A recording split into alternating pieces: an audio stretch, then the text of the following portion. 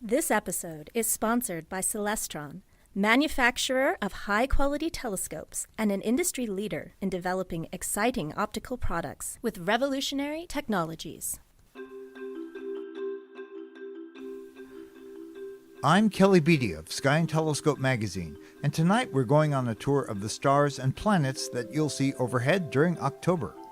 This month we'll celebrate 2 eclipses, check in with Jupiter and Saturn, track down the evening's bright stars, and look for bits of Halley's comet flashing across the sky. So grab your curiosity and come along with me on this month's Sky Tour.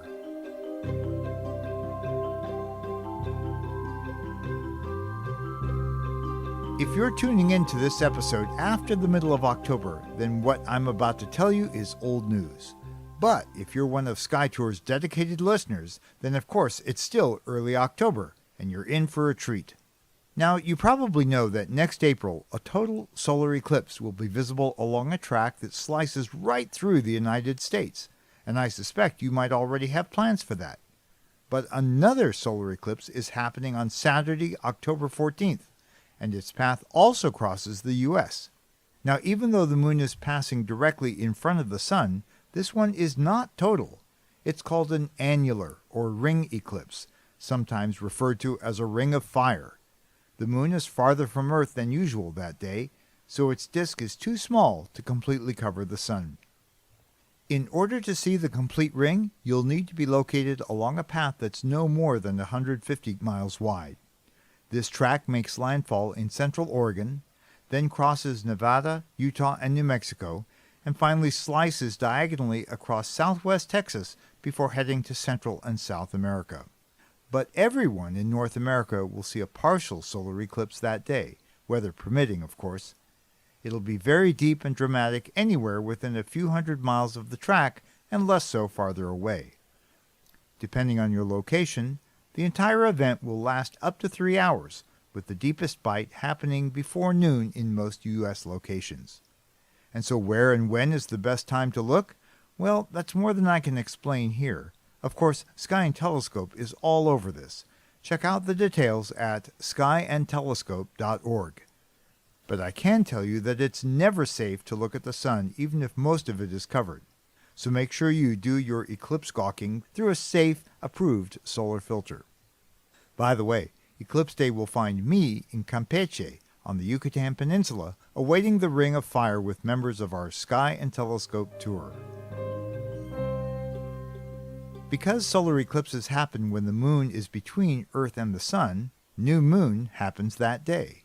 In the week beforehand, watch the pre-dawn sky as the moon's appearance shrinks from last quarter on the 6th to a slender crescent that moves ever closer to the sun on each successive morning. A few days after the 14th, that crescent reappears in the evening sky, reaching first quarter on the 21st and full moon on the 28th. This year's full Hunter's moon will be special because a bit of its disk slips into Earth's umbral shadow, creating a partial lunar eclipse. This event won't be visible from North America, but if you're a Sky Tour listener somewhere in the Eastern Hemisphere, you'll be able to see it that night. I hope you've been enjoying a chance to see Saturn in the evening sky. In case you've missed seeing it, don't worry, it's easy to spot. Once evening twilight fades, make a generous turn to your left from where the sun set so that you're facing southeast. Saturn is right there, kind of by itself and roughly a third of the way from the horizon to overhead. Do you see it? The planet looks like a brighter than average star. Don't confuse it with somewhat dimmer Fomalhaut, which really is a star, situated lower down by about twice the width of your clenched fist at arm's length and closer to the horizon. An hour or two after sunset, you'll see something low in the east that's much brighter than Saturn. Can you guess what it is? No, it's not a supernova, and it's not Venus either, because that planet never strays this far from the sun in the sky. In fact, right now Venus is putting on quite a show in the eastern sky before dawn. So have you figured it out yet? Yes, it's Jupiter, a dazzling 25 times brighter than Saturn.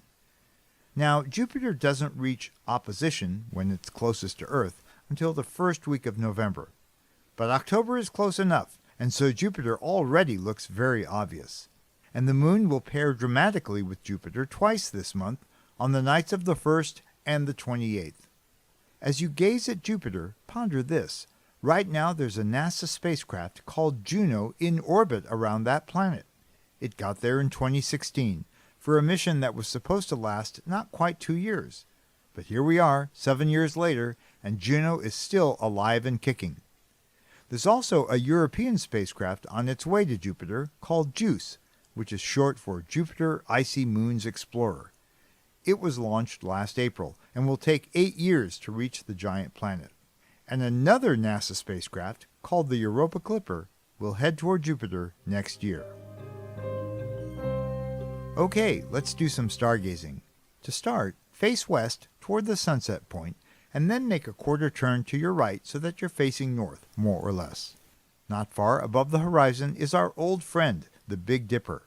Its bowl is on the right, and its handle is sticking out toward the left. Follow the arc of the handle toward the left to reach the bright star Arcturus, which is low in the west and these days sets only a couple of hours after sunset. As the evening starry sky pinwheels through its changing seasons, the Big Dipper does a slow counterclockwise dance around Polaris, the North Star. And where is Polaris, you might ask? Some people think it's the brightest star in the sky, but that's really not the case. Still, it's easy to spot if you know where to look. Find the 2 stars on the right side of the Big Dipper's bowl. Now draw an imaginary line through them and follow that line upward and to the right until you spot a medium bright star pretty much all by itself. There you go, that's Polaris. Now 3 fists to the right of Polaris and a bit higher up, you'll see a group of 5 stars crudely shaped like a 3. Or maybe you'll see them as a broad W tipped up on its left corner. The whole pattern is a little bigger than your clenched fist. This is the constellation Cassiopeia, who is a queen in Greek mythology. You'll see that Cassiopeia and the Big Dipper are situated on opposite sides of the North Star. So when one is high up, the other is low down. The Dipper dominates in spring and summer, while Cassiopeia rules in fall and winter. Down below Cassiopeia, toward the northeast horizon, is a very obvious star. That's Capella, the 6th brightest star in the nighttime sky.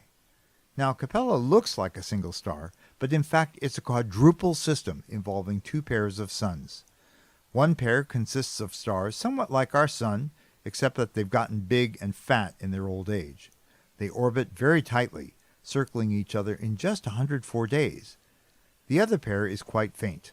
All 4 of these lie rather close by in our celestial neighborhood, only 43 light-years away. So the light you see now left the Capella system in 1980. Now swing your gaze up, way up, to overhead. You should see the 3 widely spaced stars of the summer triangle, which measures about 2 or 3 fists on a side. The corner of the triangle farthest west, nearest the direction of sunset, is marked by Vega. It's the main star in a tidy constellation called Lyra, the lyre or harp. Farther east and closer to Polaris is the star Deneb. It marks the tail of a giant swan, Cygnus, apparently flying south for the winter along the Milky Way. You should be able to make out the swan's wingtips and long neck. Or try picturing Deneb at the top of a large cross about 2 fists long. The triangle's 3rd star is Altair. It's the head of a celestial eagle that's winging its way toward the swan. Now you might know this constellation as Aquila, but the correct pronunciation is actually Aquila. Did you get a chance to see the Perseid meteor shower back in August? It put on a great show, if your sky was clear. Well, October offers another chance to see a meteor shower, though it's not nearly as exciting as the Perseids.